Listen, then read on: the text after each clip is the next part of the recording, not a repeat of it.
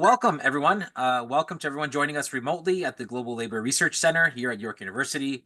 My name is Carlo Finelli. I'm an associate professor in the Work and Labor Studies program. I'm also the interim director of the Global Labor Research Center. For those joining us for the first time, I would encourage you to visit the GLRC's webpage, where you can find plenty of information about our virtual and in-person monthly speaker series, events, publications, and opportunities. You can also sign up for our monthly newsletter, where you can stay up to date and connect with our labor researchers.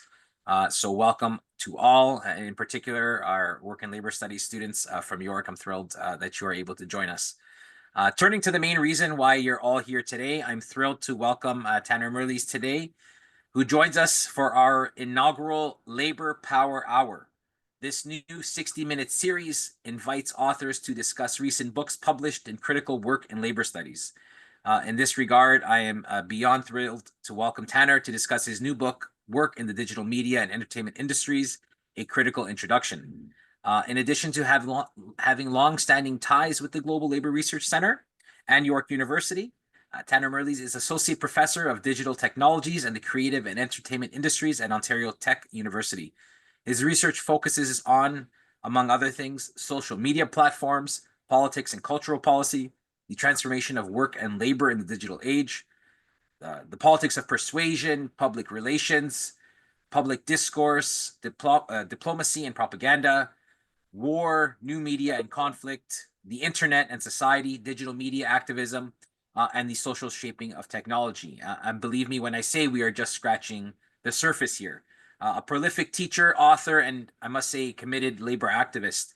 His recent works include the following books: Hearts and Minds, The U.S. Empire's Cultural Industry, Global Entertainment Media Between Cultural Imperialism and the Cultural Globalization, and of course, EdTech Inc., Selling, Automating, and Globalizing Higher Education in a Digital Age. Tanner, welcome to the GLRC. Thank you for inaugurating our new Labor Power Hour, and we look forward to hearing more about your new book and the work you've been involved with. So we'll turn it over to you. Thanks so much, Carlo. Thanks, Carmen. Thanks to the Global Labor Research Center for putting this event together. It's a real honor and pleasure and privilege to be here sharing my new book with you, Work in the Digital Media and Entertainment Industries, A Critical Introduction. What I want to do in my 35 to 38-minute-ish presentation is touch upon how I came to write this book by contextualizing it within the 21st century labor turn in communication, media, cultural, and creative industry studies. And then I'll touch upon the general topic engaged by each of the 14 chapters of the book. And then we'll have about 15 or 20 minutes or so for some dialogue together, okay? All right, so here we go. So for context, a very, very brief and partial history of the labor turn in communication and media studies. Back in 1983, Vincent Mosco and Janet Wasko, two of the eminent political economists of communication that were very much influential to my generation of political economists of communication and others, co-edited a volume called Critical Communications Review, Volume 1, Labor, the Working Class, and the Media. Now, contributors to this volume focused on the historical relationship between workers and the media or information industries, the portrayal or the representation of workers and unions by the media, and the effects of new information and communication technologies on labor processes, as well as emerging strategies and tactics for workers in the media industries who are trying to organize unions and fight for better labor rights and protections. So this was a really foundational piece published in '83. And interesting, the political economy of communication didn't really follow up much with this area of research until the early 2000s. But one of the harbingers of this sort of change was in 1998, when Gerald Sussman and John A. Lent co-edited a volume called Global Productions, Labor in the Making of the Information Society. This was another really important early contribution to studies of work and labor in the media, tech, and comm industries. So these editors and their co-authors explored asymmetries between global media and tech corporations and local workers within a new international division of labor, focusing on the outsourcing of everything from electronics manufacturing to animation services, to TV and movie production, to information services and call centers, to mostly low-paid, non-unionized workers in the global South. This is kind of the high point of global capitalism, neoliberal privatization, deregulation, trade arrangements that are really creating a world market for US and Western-based companies to travel around the world, outsourcing various parts of their hardware, software, and service production. They also, in this book, scrutinize the whiteness of Silicon Valley's tech elites, of course, a very pertinent theme today, given that most of the white tech bros leaning to the far right with Trump still seem to fit that demographic profile. They looked at things like how racist and sexist discrimination kept people of color, largely women and immigrants, in low-paid and precarious positions in the media and tech industries. And they showed how, at the so-called neoliberal end of history, almost all nation states and their political and business elites were backing this emergent global digital capitalism when facilitating and legitimizing the cross-border operations of these big firms. So they encouraged union campaigns to contest the exploitive conditions of work, foregrounding the struggles by workers using information and communication technologies, quote, as a new means for internationalizing their potential collective strength in pursuit of democratic participation and a decent, sustainable quality of life, end quote. So it's a really interesting tension between how ICTs can be at once used to sort of facilitate, the power and control of capital over workers, but also might be taken up or used by workers in ways that serve their organizing and ends, as well as strategies and tactics. So that book, now if we travel over to the United Kingdom around the same time as that book, you see something really important happening in the creative and cultural policy sphere. This is basically what's called the creative policy turn of 1998. And it's in the context of the UK, where a lot of the earliest cultural studies scholarship on work and labor in the cultural and creative industries really starts to emerge. A key figure here is Angela McRobbie, a key figure in the Birmingham Center for Contemporary Cultural Studies that, of course, Stuart Hall was part of, and many others. So McRobbie authored British Fashion, Design, Rag Trade, or Image Industry. In this book, she explored the connections between public education systems and the emergent creative industries, looking at the entrepreneurial and often precarious labor experiences of graduates or recent graduates from universities and colleges as they transition to jobs in this very new emerging creative sector. A year later, Kate Oakley and Charles Ledbetter, two other important UK cultural policy and labor scholars, examined the shifting conditions of life and labor in design, fashion, multimedia, and internet services industries in this book, The Independents, Britain's New Cultural Entrepreneurs. And so this is often also a moment in the educational system where many students are being invited or nudged or compelled to be more creative, to seek out creative labor, creative careers, to apply their creative knowledge and skill to producing so-called creative goods. And you have this sort of shift where they're no longer being classified or understood necessarily as workers in a traditional sense, but there's a new discourse of entrepreneurialism where everybody's supposed to be entrepreneurial all of a sudden. So these two books are really, really interesting historical kind of context for thinking through that shift. Now, at the turn of the 21st century, researchers around the world were probing the conditions and experiences of work in the new creative industries globally. In the 2001 volume, Culture Works, The Political Economy of Culture, Richard Maxwell emphasized the need to balance attention paid to CEOs at the helm of these big media, cultural, and tech conglomerates with a view of the earthly realities of cultural production, mostly experienced by low-wage workers in telecommunications, electronics, film, TV, data, and call processing centers. Then we move on to 2001, very key contributions from the Socialist Register with working classes and global realities. You have Ursula Hughes's, one of her first sort of essays on the cybertariat published within this volume of the Register. And you also have a key essay by Andrew Ross, who was basically doing an ethnographic or anthropological study of what was called New York's Silicon Valley in the late 1990s. These sort of two pieces in the Register, 2 years later, become the foundation for their foundational books on the topic. Ursula Hughes's The Making of a Cybertariat, Virtual Work in a Real World, and Andrew Ross's No Collar, The Humane Workplace and Its Hidden Costs. In that same year, Andrew Beck's cultural work, Understanding the Cultural Industries, is contributed to by Graham Murdoch, another key political economist of communication from the Westminster School. And basically, Murdoch says we need to get back to work in common media studies. We've been focusing on things like ideology of text. We've been focusing on like audience reception, the uses and gratifications of media. We're focusing on like ideology and hegemony as represented by media products. But we're basically not sufficiently attending to the real labor conditions underlying the production of these texts that are communicating meaning about society. So this is a very important essay and really shifting the field in new and important directions. Now, At that time, there's a number of other essays as well that follow. So tons of books start getting published in the first decade of the 21st century on work and labor in the creative media and cultural industry. So we have Janet Wasco's How Hollywood Works, Toby Miller and Richard Maxwell's special issue on social semiotics, on the labor of culture and global Hollywood too, which is basically all about Hollywood outsourcing to places like Canada, but everywhere else too.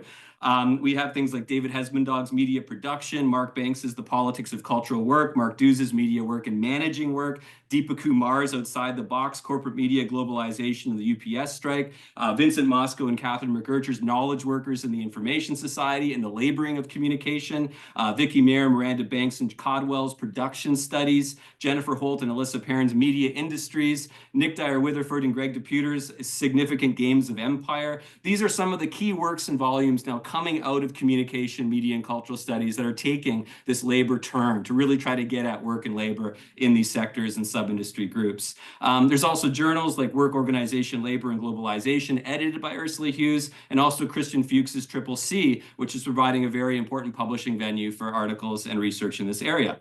So by around 2010 or so, the wake of the global financial slump, the 2007-8 world economic crisis, the Occupy Wall Street movement, you have the sort of incipient emergence of democratic socialist organizations as well, and union-oriented left revival. More and more researchers in higher education institutions from North America to across Europe to the global South are taking this labor turn to really look at work and labor in communication, media, and cultural industries. So, while pursuing my PhD at York and TMU's university's communication and culture program, I was very fortunate to meet PhD students in and around other programs as well, such as Greg DePuter, Enda Brophy, and Nicole Cohen, who long before forming the Cultural Workers Organized Collective, which does a lot of really great research in this area, we're publishing these books as grad students. Like Nicole Cohen, before even the concept of like platform capitalism or surveillance capitalism was coined, with Shoshana Zuboff and others, she basically wrote an article in like 2006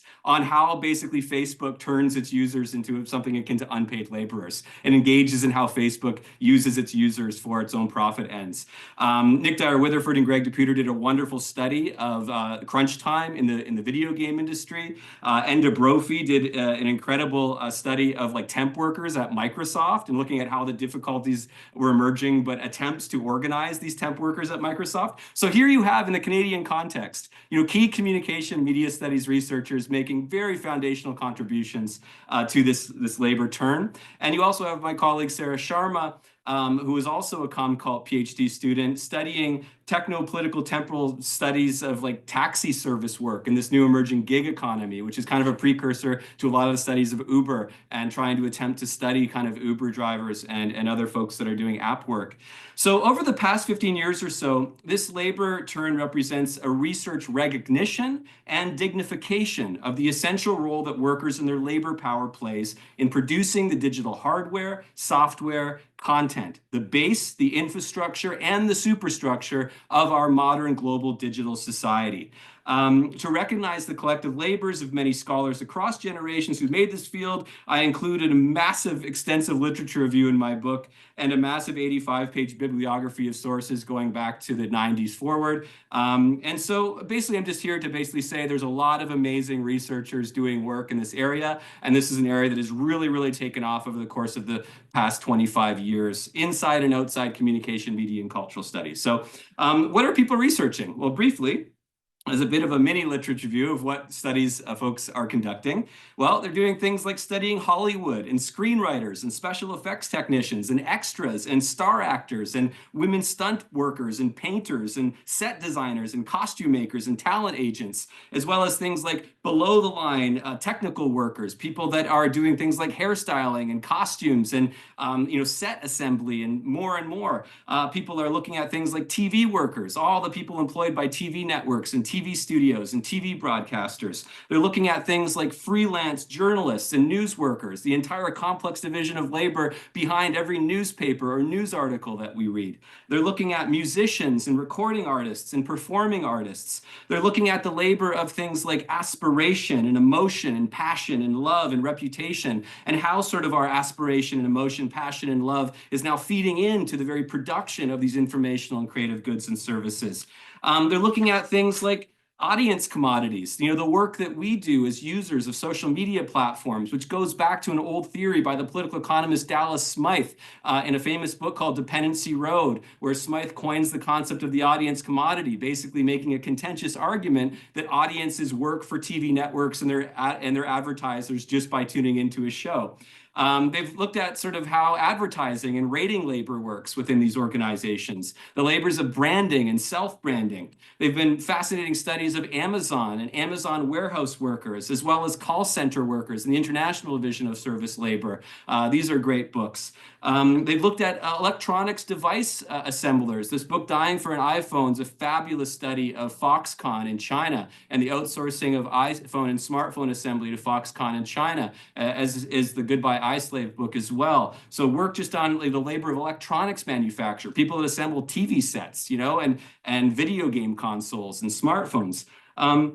Folks have looked at just the entrepreneurial turn as well, and how more and more workers that are becoming independent contractors or freelancers or precariat are expected to be sort of like businesses in and of themselves when working in these areas.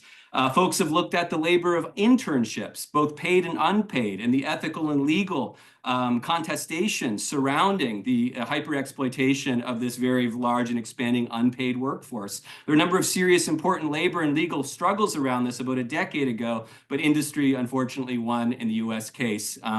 So this is still an important issue nonetheless, the unpaid or free work that interns do. Folks have looked at more particularly labor and work that is being undertaken or conducted through all of the apps and the platforms that folks sign into, from Uber to Skip the Dishes to various social media platforms. And so this really does speak to this emerging gig economy, the platform economy, and other forms of digital labor emerging. Folks have also studied things like the high-tech sector and the actual work and labor dimensions of basically being a computer designer or an engineer or software developer or programmer. So the whole history of the computer service sector that is so core to our digital society. A lot of books being written there. What's the labor of making an algorithm, for YouTube entail? All the recommendation systems that customize and target particular videos to us based upon our data profile. What is the labor process of those workers like? Folks have looked at things like video game work. This is a fabulously interesting area where scholars are looking at, video game coders, developers, modders, players, testers, influencers, and more, and also a lot of the labor organizing happening in video game industry today. Folks are also now looking at the creator economy or the influencer economy or the social media entertainer economy. All of those people that are shilling for brands on Instagram or TikTok or are now being hired by militaries and political parties to do disinformation and misinformation to try to get folks like Trump elected. There's a whole army of paid influencers or creators, both for the private sector and the state and the party system of like individuals on YouTube, TikTok, Instagram, Reels on Meta and more. Basically, their full-time job is to influence and try to organize people to move people in particular directions, whether that be to buy a branded product or service or to, vote for a political party or to join a social movement, whether that be left or right wing. So that's an interesting area of study as well. Folks are looking at social media users, as I said earlier, riffing on the old audience commodity debate, but updating it for the digital age with focus on, digital labor on platforms. People are also looking at what goes on behind the screens of our social media platform and engagement. Every social media company has a content moderation system that basically attempts to enforce content guidelines pertaining to things like hate speech, or things like awful videos of bestiality that are posted on Facebook. There's a whole army of workers that are there to basically try to censor or delete content that is in violation of these social media platforms' content frameworks. So this is a vast international division of labor of very low-paid workers who suffer post-traumatic stress disorder because of this dirty work. I mean, could you imagine sitting behind a screen 8 hours a day, looking at the most horrific, disgusting, violent, awful videos, and then trying to determine whether or not they should continue to flow on Facebook or Instagram and making that decision? That's a full-time job. There's also crowdsourced workers, microtaskers on things like Mechanical Turk for Amazon, digital piece workers, people working for things like pennies per task. It's not pay for time as in traditional capital labor relations in the Industrial Revolution, where folks are paid, per hour, a certain rate. These are now paid per task. So you can go on Mechanical Turk on Amazon and basically do a task for 3 cents or 1 cent a piece. And so people are trying to bundle together hundreds of thousands of tasks for cents to make a sort of something akin to a living, which is very difficult. But this is just scratching the surface of a very big expanding field that my book, tries to present a big picture, holistic, integrative synthesis of the main topics and issues. So why did I write this book? Well, having basically taught labor studies and communication and media for about 12 to 15 years, I was always sort of at a loss for a foundational book that would be a teachable book. So I was bundling together my syllabus with a lot of really good articles and chapters and news articles and so on. But over the years, I noticed there's not one big book that's trying to synthesize all of this and organize it in a way that would be useful for researchers, for teachers, and for learners. So I basically just set about a long time ago writing this book, and this book's been a labor of love. There was no real pressure for me to write it. It's something that I just basically came to after teaching this field for a very, very long time. So I wanted to write a book that filled a gap in the area and offer an interdisciplinary introduction to the economic, political, cultural, and technological dimensions of work and labor in what I call the digital media and entertainment industries. I wanted something that would be useful to instructors, to profs, to researchers, to grad students, to undergrad students, or just anyone in the public that might be interested in sort of an intro to this big and expansive field. So it's been a very very meaningful labor process for me as a whole. It's taken much longer than I expected it would to come to fruition, but sometimes that's just the way it goes. So I'm hoping it will be useful to folks. So what's the book about? Okay. Well, the book is basically framed as a number of key questions about work and labor in the modern digital society. Particularly within what I call the digital media and entertainment industry, which I say is basically a big and globalizing super sector that includes media and tech giants like Alphabet, Google, and Microsoft, mid-sized Hollywood contractors and studios, small teams, content moderators, Turkers, gig workers, millions of creators like YouTubers, Instagram influencers, Twitch streamers, and more. So I basically claim that the DMEI is constituted by 15 industry subgroups. And so I'm basically naming an industry. I'm conceptualizing an industry that's bigger and broader than what we typically talk about as the media industry or the cultural industry or the creative industry. Now, industry classifications, like a messy business, you basically bundle together different industry subgroups based upon the product or service that the main companies within them produce to make revenue from. And this is basically a classificatory, activity. It's as much like a social construction as it is a representation of the actual industries I'm analyzing here. But I thought that this more broader 15 industry subgroup cluster would be capturing more fully and more completely the range of occupations, professions, labor processes, positions in sort of the communication, media, tech, and cultural environment than the previous concepts of media, cultural, and creative industries, which limit to only a few sub-industry groups, okay? So in this slide, you see each of these industry subgroups paired with NAICS codes, which are the statistically legitimized industry codes used by US, Canada, and Mexico for various accounting purposes. So there's a lot of really interesting data that one can find when sort of using these codes and looking what the various statistics kind of organizations are doing. And I argue that this DMEI is fundamental to the financing, production, distribution, and exhibition of all of the hardware, software, and content that constitutes the global digital society. So my book largely probes the power relations. I'm really focused on power and questions of inequality and oppression and empowerment and liberation in the super sector. And I take up the following questions. So every chapter basically opens with a big question, and then the chapter, which is about 10,000 or 12,000 words, attempts to answer that question with a very detailed synthesis of the literature, but also my own personal anecdotes and interventions and assessments as well. So the first chapter is just basically, what is work? How do we conceptualize work and labor? I just make up the big question of what is work, drawing on the long history of trying to conceptualize that going back to early political economy. The second question is, what is the digital media and entertainment industries? And what do these particular 15 industry subgroups have to do with work and labor? So why are these entities so substantial to the transformation of work and labor in the 21st century? I then asked the question of what is sorry, I slipped 2 slides there. What is basically research, and what theories and methods are used to study work and labor in the creative media and cultural industry? So it's just basically a sort of a methodological and theoretical toolkit. Here are the big sort of theories of work and labor in these sectors, and here's some methods and ways that scholars, basically do research in this area. After that, I turn to the question of capitalism.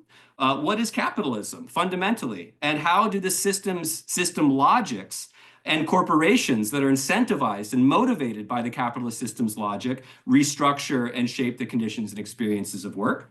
I then move to the question of the nation state. What is the nation state? And how do, federal, regional, provincial, even local or municipal laws, policies, and regulations pertaining to labor shape the conditions of work and labor in the DMEI? I then go on to talk about the management of work, and I take sort of readers through a lightning quick history of different management theories, going all the way back to Taylor and Taylorism, and moving on to human relations engineering, and then moving into some of the different ways that Silicon Valley and entertainment companies try to manage their workforces and the challenges with that, and also the critique, of course, looking basically at management as a means of power over workers and the division of labor. I then move on to the question of meritocracy and intersectionality in the creative media and cultural industries. What is this sort of meritocratic ideology? I sort of punch a lot of big holes through it. And then I look at sort of questions of intersectionality and intersectional inequity and oppression within the creative media and entertainment and tech sectors. And I also mobilize Bourdieu's work on social, cultural, and economic capital in this chapter to try to understand the limits to accessing even a job within these particular sectors of the economy. After that, the next chapter takes on the question of what is the globalization of work, and I situate that with studies of the new international division of labor, the outsourcing of hardware production, service production, a number of other tasks, and I contextualize all this within the longer history of imperialism. Then I move on to the platformationization of work in the creator economy, looking at influencers, social media entertainers, platform cultural producers, gig workers, and more. And the chapter after that takes up the question of technology in capitalism and technology in the restructuring of work, focusing particularly on the long history of labor-saving or labor-killing technologies in capital, whereby firms design technologies with the overt or manifest intent to de-skill or automate out of existence a particular form of labor power to save on production costs and increase profits. And I look at that tension over time and bring it all the way into the 21st century with the rise of generative AI and artificial intelligence, which I basically argue is a new labor-saving technology of sorts to automate various work processes. And then I take up the question, normative framework, like what is good work? What would a good job be? What would sort of, meaningful, purposeful, self-actualizing work look like? And I try to create something akin to a normative framework with criteria we can use to assess the quality of jobs, not jobs done, but actually the quality of the actual occupation or career that workers might engage in. And then the final chapter is the big picture overview of all of the strategies and tactics used by workers, by worker collective associations, from cooperatives to unions, to basically fight for a better future of work. So it's a big picture overview of labor struggle and organizing within the digital media and entertainment industries. So by posing all of those questions, I'm trying to give sort of tentative answers based upon a lot of the research this has been undertaken. My book aims to be a useful guide to anyone who wants to study these shifting material conditions of work in the DMEI and consider the possibilities and limits of old, new, and emerging forms of worker agency to change sort of the world for the better. So I'm hopefully that it will be useful. It's a real big counterpoint to technological determinism. Too often, we're exposed to sort of futurism that's bankrolled by global banks and their consultants, various governments that say the future of work will become this way, and it's all because of technology, which is completely obscuring, one, that humans actually make the technology that companies are employing to restructure labor processes, and two, it basically espouses a kind of technological determinism, which is a very bad theory of how history and society changes. We don't want to be centering technology as the agent of history. We want to be centering people, particularly in this context, workers, and workers in relation to often tension-filled and conflicted capital-labor relations. So that's an important thing. I also hope the book will be an important rejoinder to far-right conspiracy theories about the media, where often you have really, really delusional fascist and far-right conspiracy theories that imagine that the news media and Hollywood and the tech sector are like dominated by liberals, and if not liberals, far left-wing communists and socialists. So there's actually a conspiracy theory where far-right white nationalists and alt-right propagandists depict Hollywood, the news, and the tech sector is dominated by like Marxists, cultural Marxists, they call them. By looking at the division of labor within every firm, within every sub-industry group, within every sector, we can see very clearly that one, none of these sectors are unified politically at an ideological level. There are a lot of tensions and conflicts between workers and owners, for example, that do not share the same ideology. And of course, last time I checked, Elon Musk, Mark Zuckerberg, Jeff Bezos, Bob Iger had yet to call for working class self-emancipation from Meta, Tesla, Amazon, or Disney. These folks are in no way left-wing socialists or Marxists at all, but there's many, many hundreds of thousands of people that have been propagandized and duped into believing that is the case.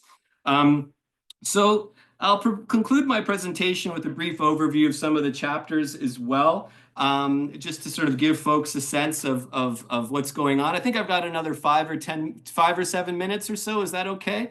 Okay. Okay. Thanks, Carlo. All right. So quickly. First chapter, kind of a personalized introduction to how I got into this area. Believe it or not, I was historically a very creative person, and I still dabble these days. So my book is in no way sort of an attempt to say, creativity is impossible, or we should all just, fear and despise, work and labor processes in these industries. What I'm often trying to show is that the very conditions of these industries make true creativity very challenging for those that actually would flourish in other conditions. And so I talk about, how I came to writing this book. I basically include that literature review that I opened this presentation with on the labor turn. And then I talk about, why the study of work and labor matters in society and who it matters to. So just easing readers into this field. The second chapter looks at, again, what work is, different theories and concepts of work over time, which is basically sort of a general introduction to concepts of work and labor studies and the sociology of work and labor. I talk about work, as labor, leisure, paid, unpaid, forced. I talk about the feminist interventions into, studies around care work, domestic sort of work, reproductive labor, housework. I talk about work and why it matters, how it connects to society, how it connects to identity and subjectivity, how it connects to the environment, and on and on. I then shift gears in that chapter to talk about how work is cultural in relation to ways of life, both as a broader macro societal sense, but also within organizational cultures. Like every organization kind of has a work culture. I also talk about how work is cultural in relation to the production of texts or content that communicates meaning about society and culture.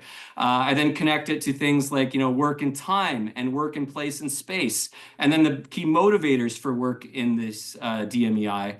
And then I sort of, at the end of the chapter, take up the post-work discussion where, there's a number of sort of ways of thinking beyond work and labor and what might that entail. The next chapter is the big sectoral industry overview of the digital media and entertainment industries, basically describing each of these sub-industry groups in this sort of 15 sub-industry supersector. I talk about the brief history of media, informational, culture, and creative work in capitalist modernity, and then bring it up to the present with a digital society. And talk about things like, what do we mean by digital? What is digitization? What is economic and technological convergence? And how this DMEI is significant to work and labor in the broader society. After that, I mentioned the methodological approaches to the study of work. I'm looking into the toolkit that scholars largely pull from when designing and conducting research in the area. So I engage with organizational sociology, the production of culture, political economy approaches, management approaches, Braverman's labor process theory, operational or workerism, E.P. Thompson's history from below, and a number of other very concrete methods that folks employ to study work and labor. And then I make a case for normativity and the importance of making judgments about the quality of work in society, because it says something about our society and how we are organizing ourselves collectively as well. The third chapter, or the fourth chapter, looks at capitalism with, basically what are the core eight logics of the system.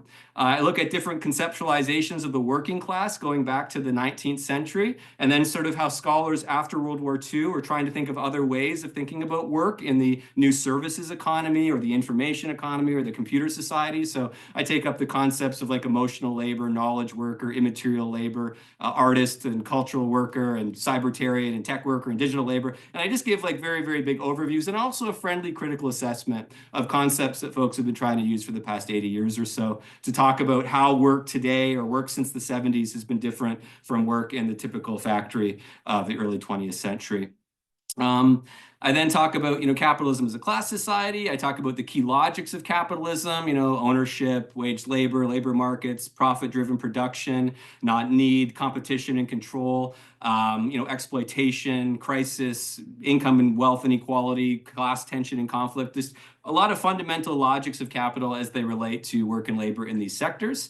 The chapter after that looks at the state, as I mentioned earlier. I look at basically labor law and labor law policy and regulations as shaping the conditions and experiences of work in the DMEI, and go systematically through the various federal government agencies and their limits of those, and even enforcing the labor laws on the books. Of course, these federal labor entities are being rolled back and attacked viciously by the Trump administration right now. So it's not to say that things were better in the Biden era. The enforcement of these laws was always, very partial, very limited, very incomplete. But now there's actually attempts to just even deregulate further. And so I talk about the role of the state, law, policy, regulation, vis-a-vis the DMEI and work and labor in it. The chapter after that's management and the big history of management theory and management theory as applied to work in the DMEI. A lot of really interesting discussions here, more of a meso kind of or meso level institutional organizational way to study work and labor by focusing on management and management vis-a-vis labor processes and workers. And I look at basically both the soft and the hard power techniques that management use to basically try to control labor processes. So you have sort of more of the repressive, coercive approaches to kind of try to keep labor in control, under control of management to maximize efficiencies and profit. But there's a number of also within the DMEI, especially soft, more power approaches.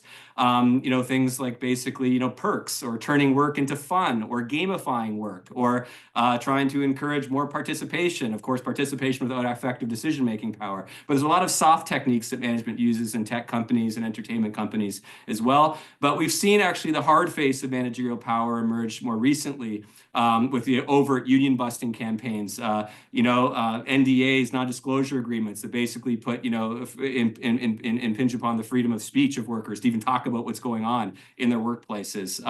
You have bullying, intensified surveillance with new electronic monitoring and AI systems and technologies. So there's a lot of very, very hard and repressive techniques that management in these sectors has been using over the years. So I talk about that. And the chapter after that's on intersectionality and inequality, basically just putting to the lie the idea that the tech, media, and entertainment sectors are meritocratic. This chapter is a systematic deconstruction of that idea, looking at the barriers to even labor market entry, to landing a job in these sectors, and I use Bourdieu for those ends. And then I talk about things like classism and racism and sexism and ableism and ageism within these sectors as well.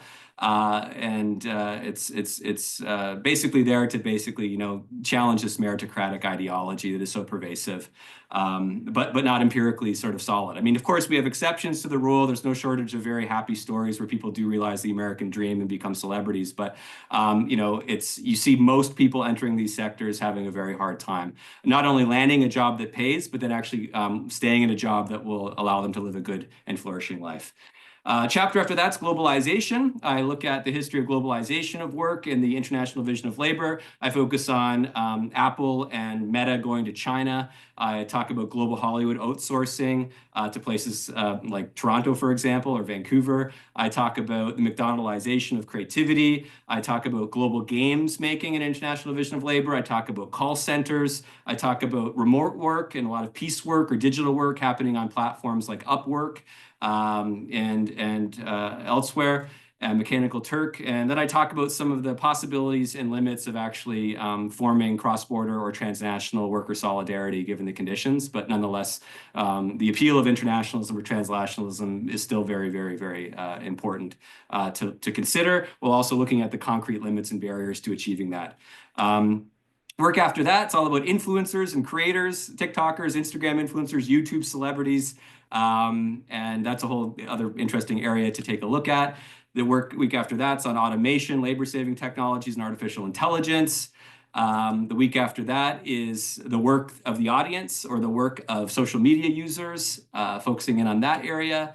And then finally, the final chapter is what are workers doing to make the DMEI's future of work better for all, collective action. I look at all the different forms of collective action that are emerging in this sector, from, again, union formation, union organizing, cooperatives, worker social media movement activism, class action lawsuits, calls for a maximal universal public service provision, reimagining sort of, for example, social democratic welfare states, others that are arguing for a UBI and a left wing as opposed to a right wing mode.